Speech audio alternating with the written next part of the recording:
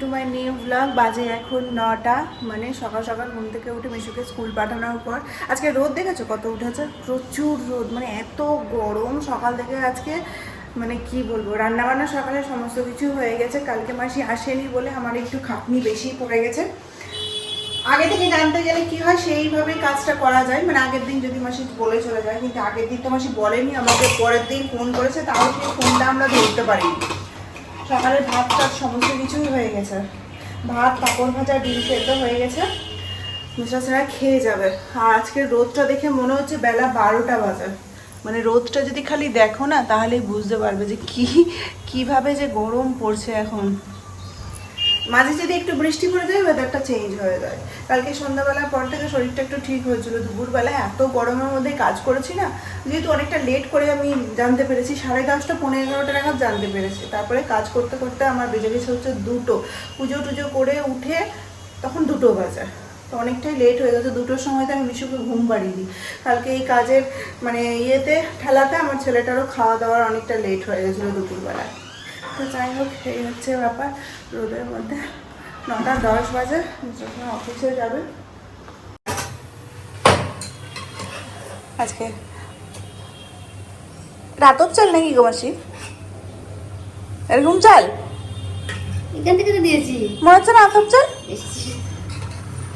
বেশি দিয়ে সেদ্ধ, হ্যাঁ ওই জন্য বেশি সেদ্ধ হয়ে গেছে ভাতটা। দেখে বলছে আর দিও না দাদাকে, ঘি টি কিছু নেই বাড়িতে, কি দিয়ে খাবে? পাঁপড় ভাজা আর ডিম সেদ্ধ। আমি মালদা থেকে যে ঘিটা এনেছিলাম সেটা তো শেষ হয়ে গেছে, এটা জন্মাষ্টমীর পুজোর ঘি ফ্রিজে ছিল, এটাই দিলাম। এটার ঘি ছাড়া সেদ্ধ ভাত খাওয়া যাবে না। সকাল সকাল এসে ব্যালকনিতে সমস্ত জামা কাপড় মেলে দিয়েছি, এটা আমার প্রথম কাজই থাকে। আর ব্যালকনিতে এত রোদ, তাকাতে পারছি না, প্রচুর রোদ উঠেছে আজকে সকাল থেকে। এই এত রোদ উঠলে না ভালো লাগে না। আর আমার যেহেতু পূর্ব দিকের ঘর, ওই জন্য মনে হয় রোদটা একটু বেশি মানে লাগে, আর রোদের জন্য গরমটাও বেশি লাগে। মিশুকে সকাল থেকে স্কুল পাঠিয়ে দিয়েছি, মানে ঘুম থেকে উঠে প্রথমে খাইয়ে দাইয়ে ছেলেটাকে স্কুল পাঠিয়ে দিয়েছি। এত গরমে পাঠানোর ইচ্ছে ছিল না, কিন্তু কদিন ধরে স্কুলটা কামাই হচ্ছে বলে ভাবলাম সামনে পুজোও আছে, আমরা যাব, ওই জন্য আর কামাই করছি না। জানি কষ্ট হবে, ও না রোদের দিকে তাকাতে পারে না, ওর আমার মতোই অবস্থা। রোদ দেখলেই একদম মাথা ফাতা নিচু করে দেয়, মানে কোলে উঠে একদম চোখ বন্ধ করে দেয়, ও এত অসুবিধা হয়।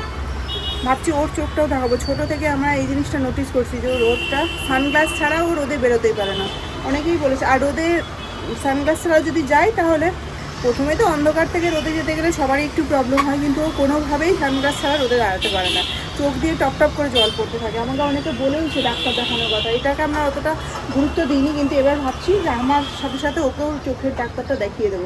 সকালবেলায় রান্না বান্না সমস্ত কিছু হয়ে গেছে, খাওয়া দাওয়া তো বসে গেছে। আজকে দুপুরে মাছ করবো, ওই জন্য ফ্রিজ থেকে মাছটা বার করে রাখলাম। সবেই 9টা 9:15 বাজে, মাছটা গলুক। সকাল থেকে ঘরটা গোছানো হয়নি, পর্দাগুলোও সরাইনি, এত রোদ উঠেছে বলে।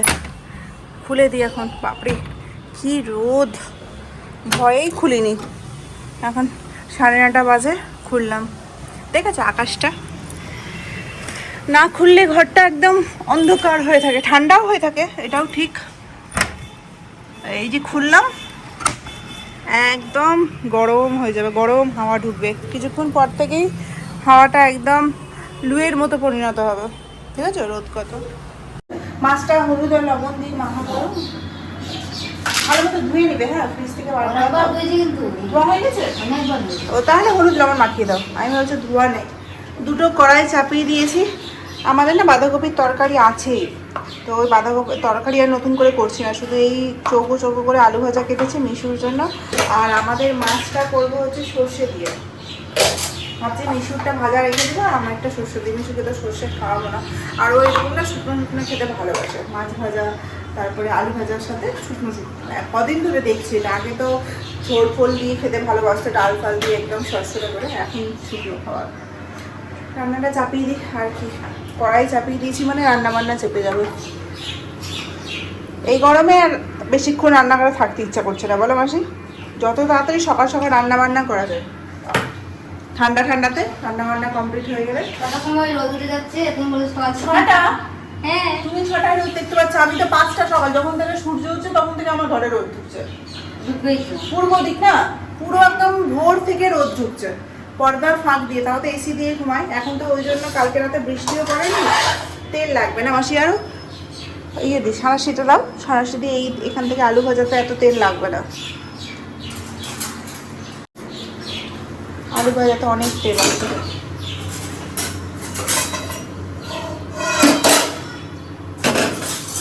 কালকে মাসি আসেনি বলে আমার একদম শ্বাস নেওয়ার জায়গা ছিল না।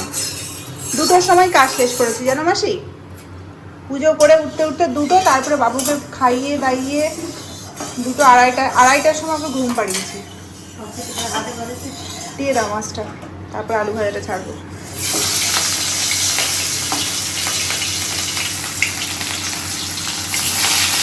এবার মাছগুলো বড় বড় করে কেটে নিয়ে এসছে বলতো, প্রতিবার ওই মাঝখান থেকে ভাগ করে দেয় তো, এবার চাকা চাকা করে কেটে নিয়ে এসছো। আলু ভাজাটা মিশুর জন্যই হচ্ছে খালি।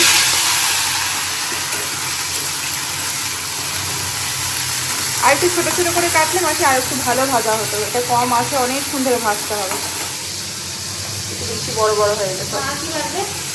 আর সরষা আর কিছু লাগে না। আজকে মাছটা সর্ষে পোস্ত দিয়ে করবো ভেবেছিলাম, সর্ষে গুঁড়ো আছে, তারপরে দেখলাম না সর্ষে গুঁড়ো নেই। আর একটু দাও, হ্যাঁ হ্যাঁ হ্যাঁ হয়েছে। বেশি সর্ষাটা বেশি দিইনি, আর কালো সর্ষা দিয়ে করি না, কারণ কালো সর্ষা দিতে গেলে অনেক সময় গরমে পেট খারাপ হয়ে যায়। মাছগুলো আজকে শেষ করে দিলাম। কবে এসছে মাসি মাছগুলো? পরশু দিনের আগের দিন, শনিবার দিন। আজকে মাছ শেষ হয়ে গেল। এটাতে কাঁচা লঙ্কা দাও, বাবু তো খাবে না। কাঁচা লঙ্কা, লবণ আর কি দিয়ে, কাঁচা লঙ্কা লবণ দিয়েই বাটতে হবে, না হলে তেতো হয়ে যাবে, তাই না? যতই আমি সর্ষা বাটি না কেন আমার তেতোই হয়ে যায়, কালো সর্ষা বিশেষ করে। ওই জন্য কালো সর্ষা দিয়ে আমি কোনো কিছু করতে চাই না। এটাতে কাঁচা লঙ্কা দিব, লবণ দিব আর বাটবো। প্রথমে শুকনোই ঘুরাবো, তারপর জল দিয়ে কড়া কড়া করে আলু ভাজা ভাজলাম। এটা মিশুর দুবেলা হয়ে যাবে। আর এখানে মাছটা ভাজা চলছে, বড় বড় পিস তো একটু ভালো করে ভাজতেও হচ্ছে। এখানে মাছ ভাজা হয়ে গেছে, এখানে মিশুর জন্য কড়া কড়া করে আলু ভাজাও হয়ে গেছে, আর এখানে সরষা পোস্তটা বাটাও হয়ে গেছে।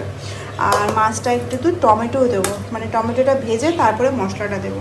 তো ফোড়নের জন্য ভাবছি কালো জিরা দেবো, কালো জিরা কাঁচা লঙ্কা দিয়ে করবো, শুকনো লঙ্কা দেবো না। এর জাস্ট ফ্যানটা চালানো থাকতে গেলে কিছু শুনতে পাওয়া যায় না। একটা হাফ টমেটো দিলাম, টমেটোটাকে জাস্ট একটু ভেজে নিব তেলে।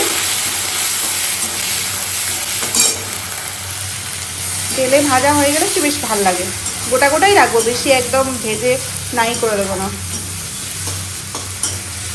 জাস্ট কাঁচা ব্যাপারটা চলে যাবে, তারপরেই পোস্তটা দিয়ে দেবো।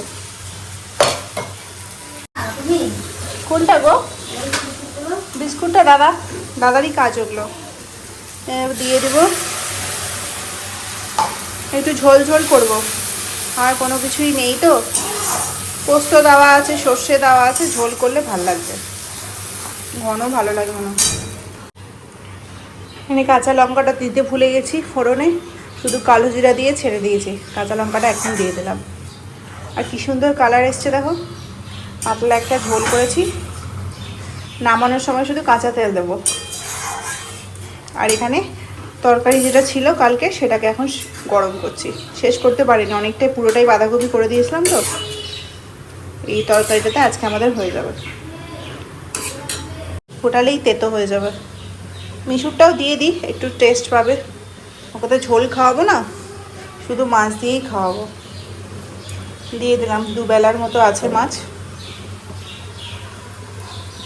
এটাকে জাস্ট একটু ফোটাবো এখন, ডুবো ডুবো হয়ে গেল ব্যাপারটা।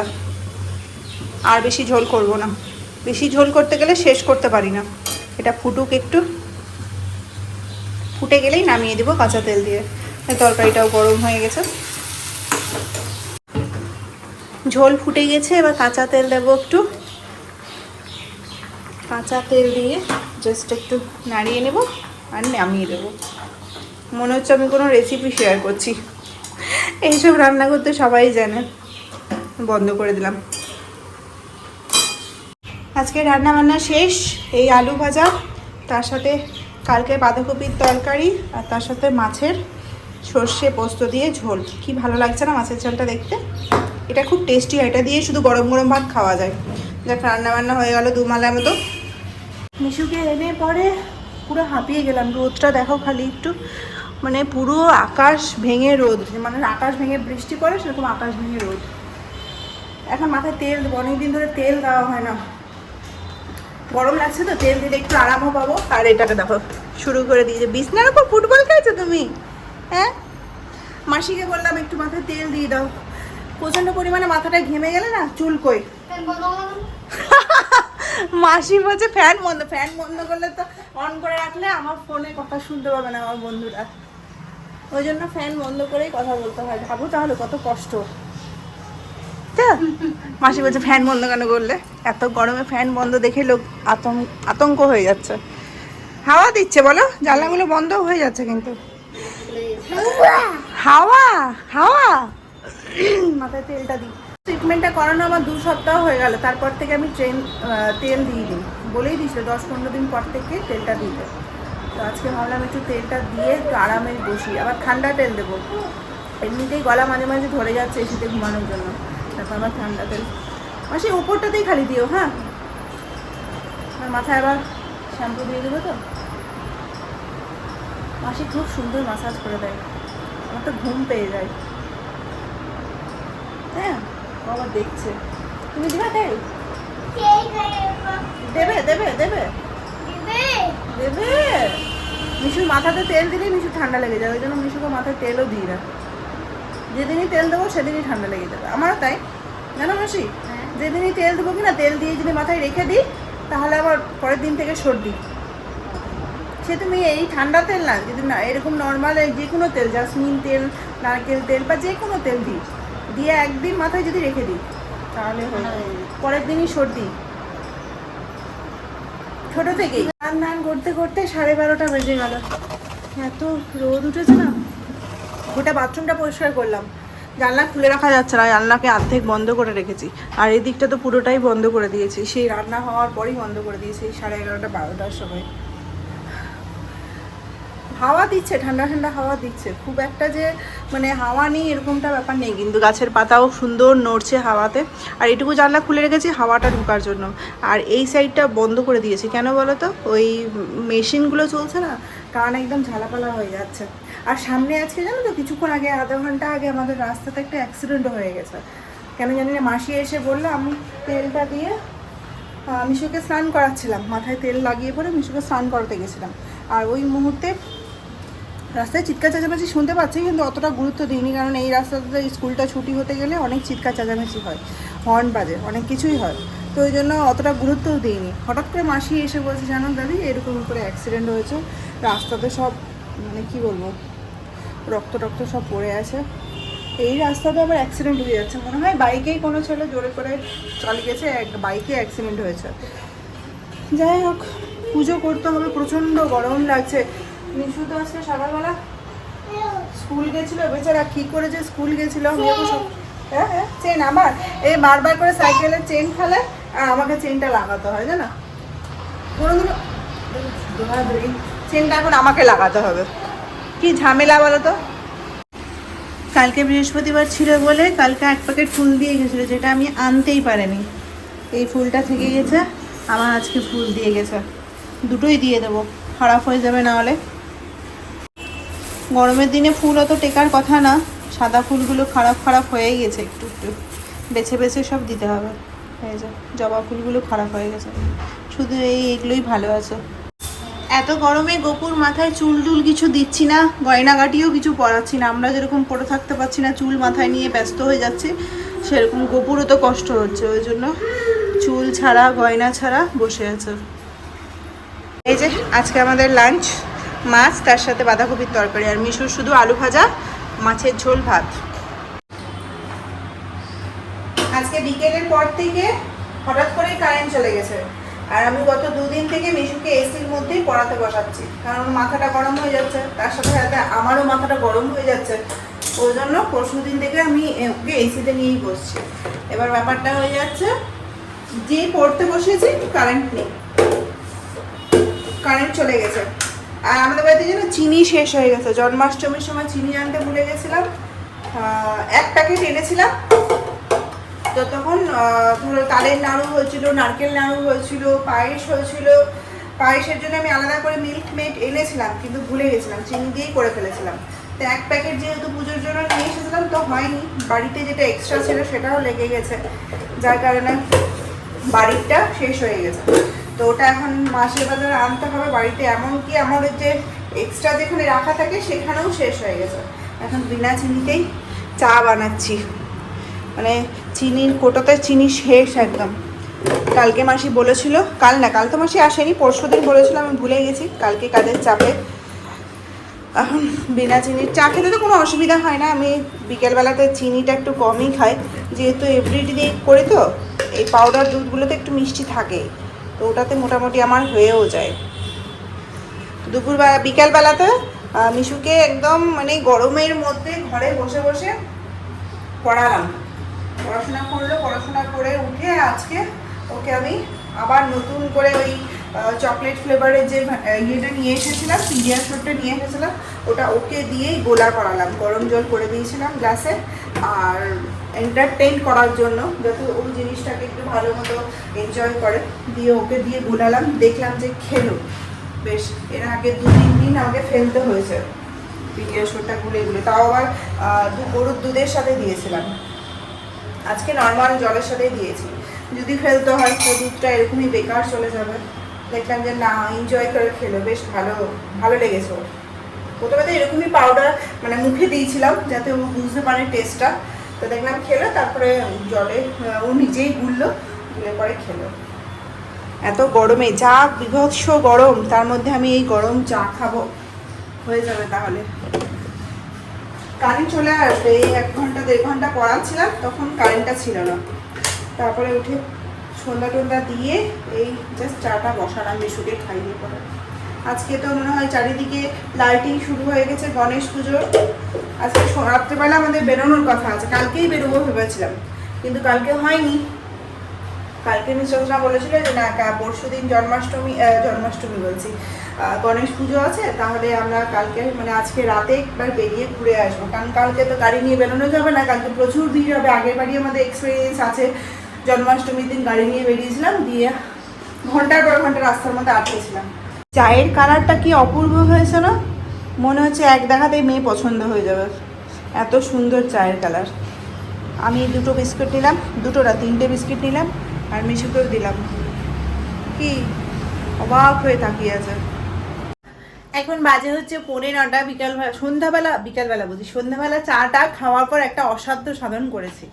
মানে বহুদিন ধরে ভাবছিলাম না যে সবাইকে দেখি ফেসবুক থেকে নতুন যারা অ্যাকাউন্ট খোলে বা ইউটিউবে ভিডিও দিতে শুরু করে, তারা সবাই মানে ব্লগিংয়ের ক্ষেত্রে অনেকেই লাইভ করে। তা আজকে আমার কেন জানি না হঠাৎ করে মনে হলো যে না, একটু লাইভ করি। তো ফেসবুক থেকে প্রথমে আমার যে পেজটা রয়েছে সেই পেজটা থেকে, তো ওই পেজটার রিচটা অনেকটাই ডাউন হয়ে গেছে, কেন জানি না, রেগুলারিটি মেনটেন করতে পারি না বলেই হয়তো যা হয় আর কি। আর ফেসবুকের ক্ষেত্রে কি হয়, ফেসবুক ইউটিউব দুটোরই ক্ষেত্রে কি হয়, যদি রেগুলারিটি মেনটেন না করা হয় তাহলে কিন্তু রিচ প্রচুর পরিমাণে মানে ডাউন হয়ে যায়, যেটা ফেসবুকের ক্ষেত্রে অতিরিক্ত বেশি। তো আমি যেহেতু 2-3 দিন কন্টিনিউ করার পর তার মধ্যে 5-6 দিন ভিডিও দিতে পারি না, তো যাই হোক ওই সব কারণে আমার মনে হলো যে না, একটু ফেসবুক থেকে পেজ থেকে আমি কী করবো, লাইভ করবো। তো লাইভ করলাম, তো আমার যেহেতু রিচ অনেকটাই ডাউন, ওই জন্য স্বাভাবিকভাবেই আশাও করিনি যে কেউ আসবে ফেসবুকে, যেহেতু আগে থেকে কোনো কিছু জানায়নি কাউকে, হঠাৎ করেই মন হলো। তো ঠিক আছে, চলে আসো, কোনো অসুবিধা নেই। হঠাৎ করেই মন হলো, তো ফেসবুক লাইভটাও করে নিলাম। তারপরে পূজাকে ফোন করেছিলাম, ওকেই যেহেতু মিসাচনা ছিল না, ওই জন্য ওকেই বলছিলাম যে দেখো তো ফেসবুকে লাইভটা, যেহেতু সেরকমভাবে কেউ জয়েন মানে করেনি, ওই জন্য ওকেই ফোন করে বলেছিলাম যে দেখো তো একটু হচ্ছে কি না আমার লাইভটা। তো বুঝতেই পারিনি, ও ভেবেছে প্রথমে ইউটিউব, তো ইউটিউবে খোঁজাখুঁজি করতে করতে এদিকে আমি ফেসবুকের লাইভটা অফও করে দিয়েছিলাম। ঠিক আছে, ফেসবুকে আপলোড করে দিয়েছি। আর তারপরে ও বললো যে তুমি একবার ইউটিউব থেকে করো, তো আমি ইউটিউব থেকেও করেছি, মানে ও অনেক দিন ধরেই আমাকে রিকোয়েস্ট করেছে তুমি একবার ইউটিউব থেকে লাইভ করো, আর লাইভে এসে আমার কথা বলবো, কি কথা বলবো সেটাই বুঝে পাই না। তো যাই হোক, ইউটিউব থেকে করলাম। আর প্রথমে ভেবেছিলাম 2-3 মিনিটের জন্য লাইভ হব, আর লাইভে 2-3 মিনিট পরই মানুষ, মানে লাইভটা অন করার পর 2-3 মিনিট পরই মানুষ কথা বলতে শুরু করে। আর আমি ভেবেছিলাম 2-3 মিনিটের জন্য, যেহেতু প্রথমবার লাইভ করছি, মানে করবো ভেবেছি, তো কী কথা বলবো, কেউ তো আসবে না জানি, কাউকে তো জানাইও নেই, আমি পোস্টও করিনি কোনো রকম। কিন্তু ইউটিউবে লাইভটা করতে করতে, মানে জাস্ট অন করতে করতে সবাই ইয়ে করেছে, কী যেন বলে, কমেন্ট করতে শুরু করে দিয়েছে। এত ভালো লেগেছে, খুব ভালো লাগলো। মানে কাউকে না জানিয়ে এসেও যে আমাকে 5-6 জন কমেন্ট করেছে, আর জানিয়েওছে আমাকে যে আমার ভিডিও ভালো লাগে, তো খুব ভালো লাগলো, খুব ভালো লাগলো। ভিডিওতে কি হয়, ভিডিওতে তো আমি সেরকমভাবে কানেক্ট হতে পারি না, হার্ট টু হার্ট যেটাকে বলে, সেই কানেকশানটা ভিডিওর ক্ষেত্রে হয় না, মানে ব্লগিংয়ের ক্ষেত্রে হয় না। কিন্তু লাইভের ক্ষেত্রে কি হয়, যে যেহেতু লাইভ কনভারসেশন চলে, তার জন্য বেশ মনের কথাটা বলাও যায়। তো যাই, কিছুক্ষণ আগে পর্যন্তই বলছিলাম লাইভে যে এত গরম যে শিলচরে 1-2 দিন বৃষ্টি না হলে ওয়েদার পুরো একদম গরম হয়ে যায়, থাকা যায় না।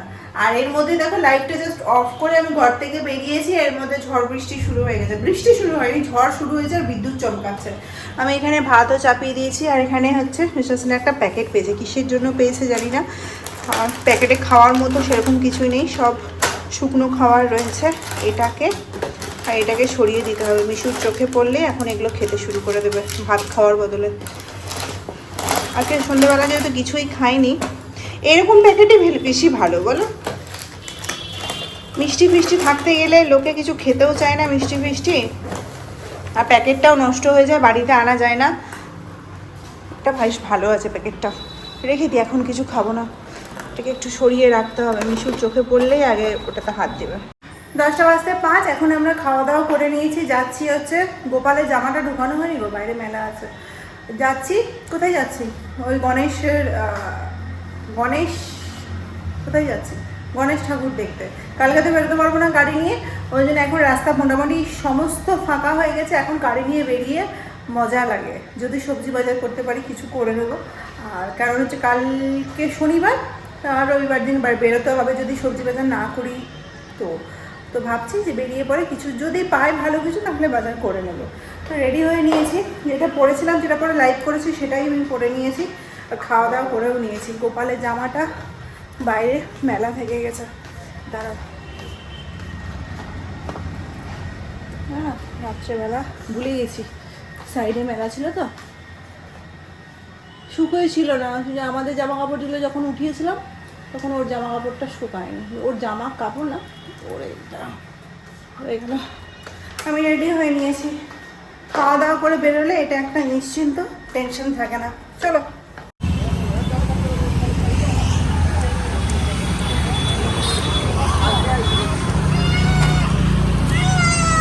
কি হলো?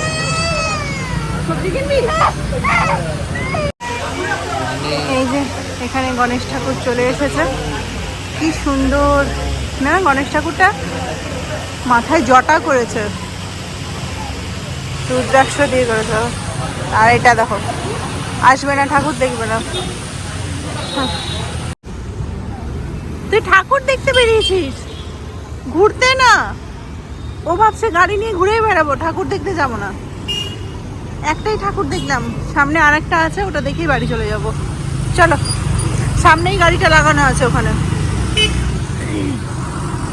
একটু যে ঠাকুরটা ঠিক মতো দেখবো, ঠাকুরটাকে প্রণাম করবো, ছবি তুলবো, সেটার সুযোগ আর পেলাম না। ও খালি ভাবছে যে আমি ঘুরতেই যাব, গাড়ি করে ঘুরতেই যাব, কোথাও নামবো না। যেই না ওখানে গিয়েছে কান্না শুরু হয়ে গেছে। ও গাড়িতে ঘুরবে আর গান শুনবে গাড়িতে করে, গানটাকেও থামানো যাবে না। ও দেখো নিজে থেকে স্টার্ট করাচ্ছে বাবাকে দিয়ে। চলো চলো চলো, সামনে আর একটা ঠাকুর আছে, ওটাকে দেখবো, দিয়ে এগোবো। এখন দেখো না, গানটা চালানোর জন্য পাগল হয়ে যাবে। হ্যাঁ হ্যাঁ হ্যাঁ, গান দিচ্ছে, তারা এখান থেকেই ভালো আসছে। এখানে একটা ঠাকুর আছে, এখানে আর নামলাম না। চলো।